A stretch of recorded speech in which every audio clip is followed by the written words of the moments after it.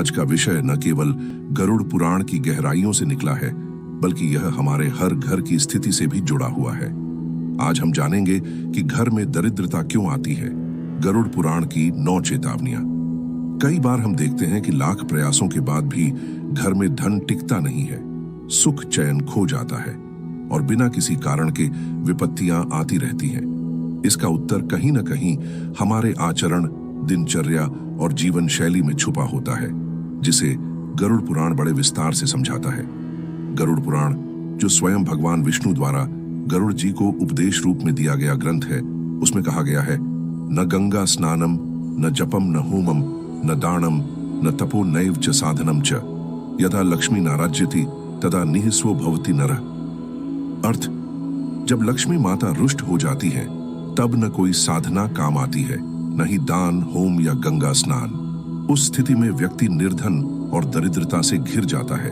तो आइए जानते हैं उन 9 चेतावनियों को जिनकी अनदेखी से घर में दरिद्रता प्रवेश करती है। पहली चेतावनी, गृह में अशौचता और गंदगी का वास।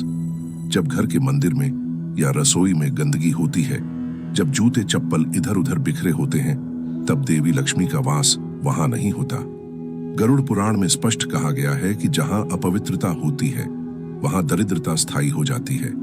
दूसरी चेतावनी, बड़ों का अपमान और गुरुजनों की अवहेलना।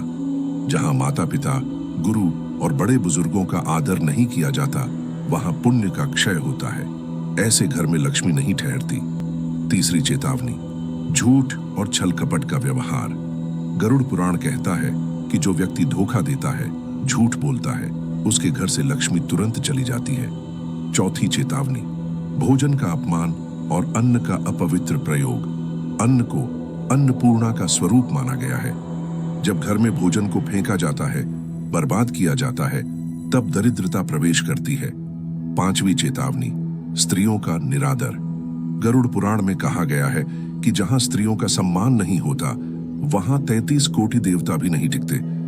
ऐसी जगह पर दरिद्रता का डेरा होता है। छठी चेतावनी, गौ माता और ब्राह्मणों की अवहेलना।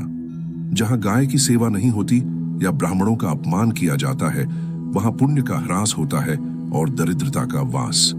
सातवीं चेतावनी, प्रातःकाल उठकर स्नान और देव स्मरण न करना। जो व्यक्ति सुबह देर तक सोता है और बिना नहाए धोए भोजन करता है, उसका पुण्य क्षीण हो जाता है। ऐसे घर से लक्ष्मी माता स्वयं प्रस्थान कर जाती है। आठवीं चेतावनी, वास्तु दोष और अपवित्र निर्माण। अगर घर का मंदिर शौचालय या रसोई के पास बना हो या घर में बिना नियम के निर्माण हो, तो नकारात्मक ऊर्जा का प्रवेश होता है।